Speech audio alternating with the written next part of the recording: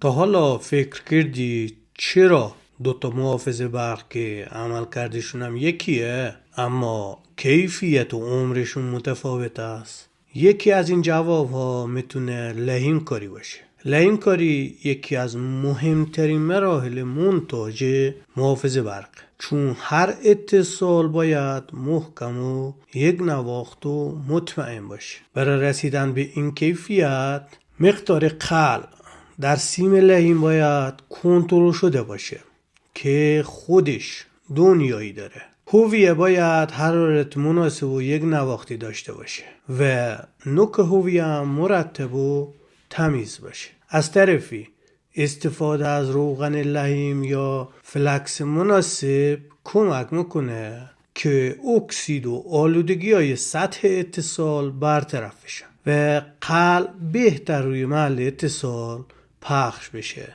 و یک لحیم کاری خوب و محکم شکل بگیره و یک اتصال مطمئن و با دوام ایجاد کنه. ناگفته نمونه این اتصال باید جریان را از خودش عبور بده. پس اینجاست که اتصال با لحیم موضوع مهمی میشه و کیفیت خودش را نشون میده. در تولید کیفیت واقعی از همین جزئیات کوچیک شکل میگیره. اگر براتون جالبه بدونید یک محافظ برق از چه مراحلی ساخته و تست میشه، این پیج را دنبال کنید.